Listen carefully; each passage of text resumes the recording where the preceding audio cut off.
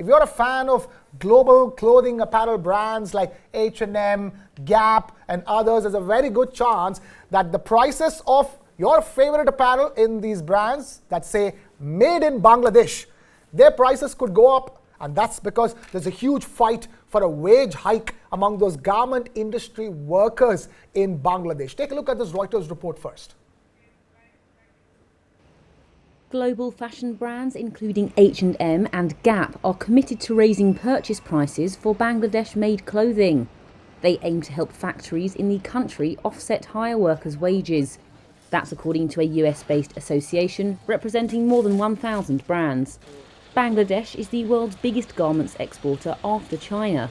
It has seen protests by garment workers recently over pay. This week, a woman was killed as demonstrations between police and factory workers turned violent.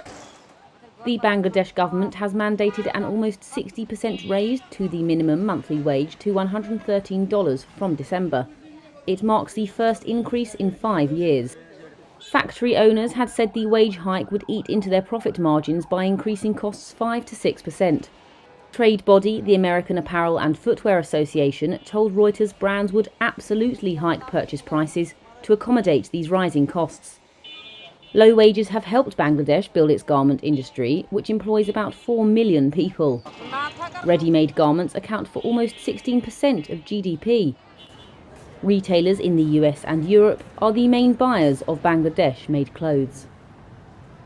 Right, and there is now, because of all the turmoil, you've seen the protests break out by garment industry workers, garment factory workers in Bangladesh, huge protests. Police had to come in and quell those protests.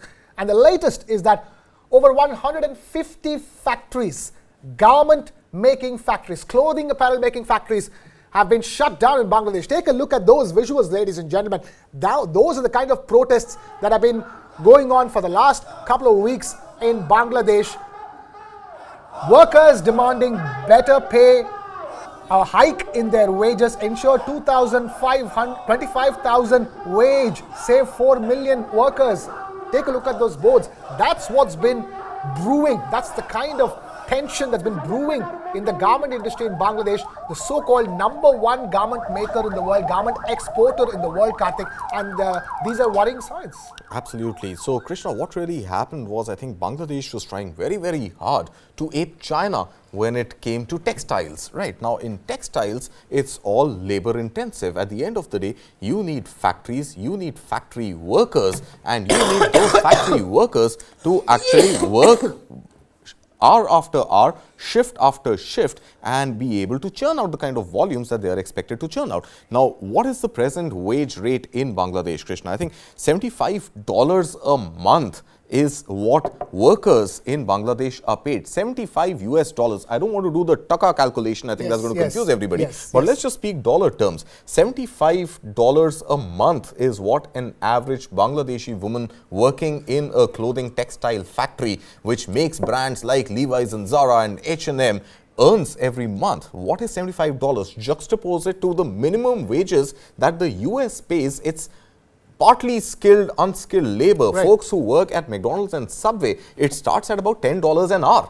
So $10 an hour is equivalent to about, you do, let's say, a 6-7 hour shift in the US. It's about $70 in a day. That is how much Bangladesh pays its women in a month. So that's the kind of number we are talking about. Now, of course, what the what the factories really agreed to last week was a 56% jump in the salaries. Now, that 50% jump took the average wage to about $125 or so. What are the workers really protesting for? They were looking at doubling their wages. So, from 12,500 or taka, which is about $75, they are looking at doubling it to about 25,000 taka, which is about $150 US. Now, US is now coming out and saying, as we saw in the Reuters package as well, that the upside to the cost of production will be borne by US, consumers.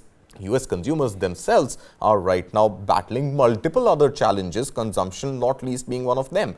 Now, in this already tepid consumption environment in the US and Canada for that matter,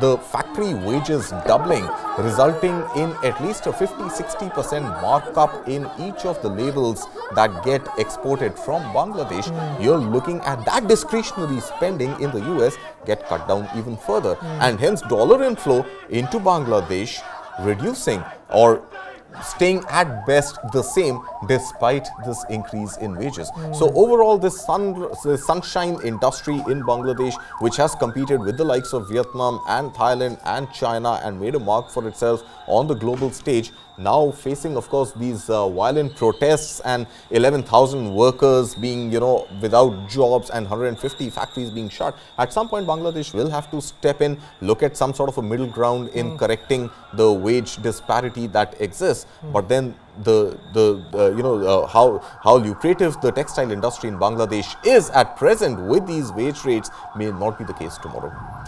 Certainly not. That's the situation as far as Bangladesh is concerned. So beware, if you're made in Bangladesh clothing items that you like, prices are spiked up in the near future.